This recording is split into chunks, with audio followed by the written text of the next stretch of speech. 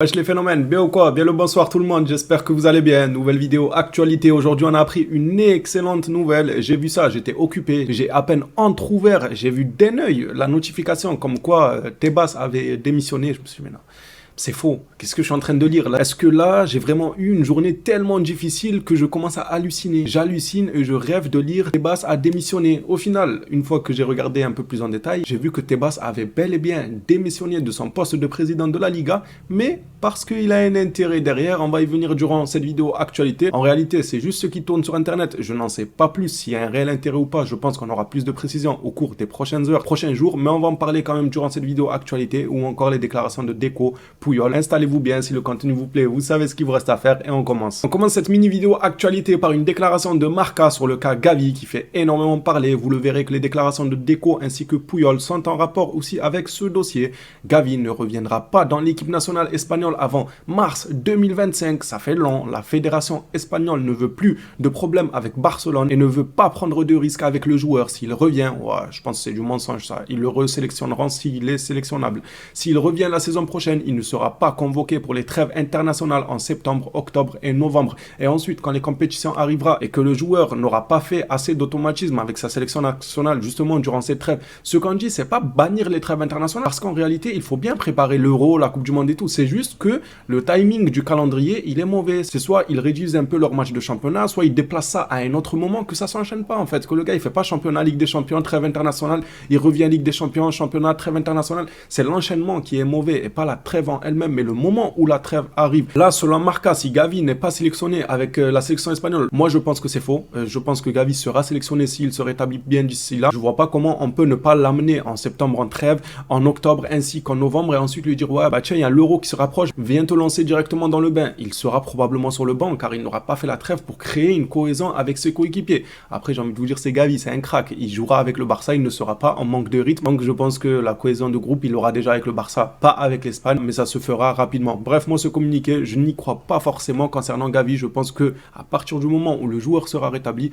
il sera sélectionnable et la sélection espagnole ne va pas se priver de son talent. Je peux me tromper, on verra ça à l'avenir, on sera fixé. Passons maintenant aux déclarations de Puyol ainsi que Deco. J'ai pris les trois en un. Puyol déclare: Gavi doit être patient, j'étais auparavant pressé de revenir et j'en ai payé le prix fort. C'est pas le seul exemple. C'est clairement très bien qu'il rappelle ça Puyol parce que c'est pas le seul exemple. Encore récemment Fati, on a précipité son retour. Est-ce qu'on l'opère, est-ce qu'on l'opère pas? Il fait ci, il fait ça. Au final, reviens vite, le club a besoin de toi. Au final, le gars, là, il est en prêt à Brighton. J'espère que le prêt sera réussi pour lui, on lui souhaite tout le bonheur. Mais du côté du Barça, il avait du mal à mettre un pied devant l'autre. Puyol vient rappeler à Gavi, ça ne sert à rien de se précipiter. Ça sert à rien de se lancer des challenges de ouais, au lieu de 9 mois, moi je vais être de retour dans 4 ou 5 mois et tout. Si c'est pour au final ne jamais re-atteindre son niveau parce que tu joueras tout le temps avec une gêne ou, dans le pire des cas, rechuter dans une blessure encore plus gravissime. Donc autant se faire opérer tranquillement et avoir le temps de repos qu'il faut pour revenir à son top niveau, comme nous le dit Puyol. Déjà, lui, ça a été un exemple dans le fait de s'être précipité pour revenir d'une blessure et il finit par nous dire qu'il est convaincu qu'il reviendra à son niveau.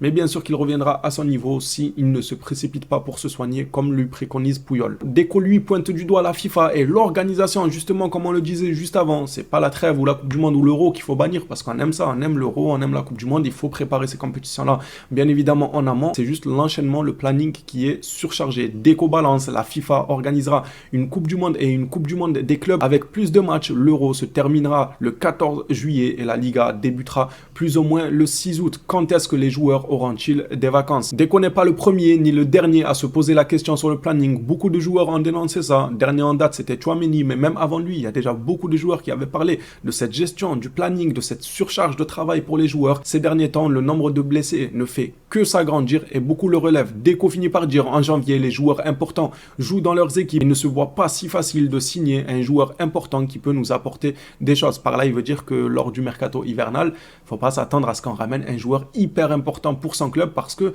c'est logique, aucun club ne laisse forcément partir un joueur important, un joueur cadre de leur équipe qui fait bien tourner l'équipe. En janvier, en plein milieu comme ça, ta saison, tu changes tes plans, enlèves une pièce importante de ton équipe. Non, c'est pas logique. C'est normal qu'ils vont dire non, tu vas attendre l'été prochain pour être transféré. Tu vas pas changer nos plans en plein milieu de la saison. Donc je comprends Deco sur ce point-là. La bonne nouvelle de la journée, c'est Frenkie de Jong qui qui a repris l'entraînement. Bon, sur ce communiqué, on nous précise que Cancelo a lui aussi repris l'entraînement. Ne vous inquiétez pas, il n'était pas blessé. C'est juste qu'au dernier entraînement, il ne s'était pas présenté car il était fiévreux. Il était juste un tout petit peu malade. Il n'avait pas participé à l'entraînement, mais aujourd'hui, il est de retour accompagné de Frenkie de Jong. C'est surtout le cas de Frenkie qui nous intéresse, lui qui revient d'une longue blessure.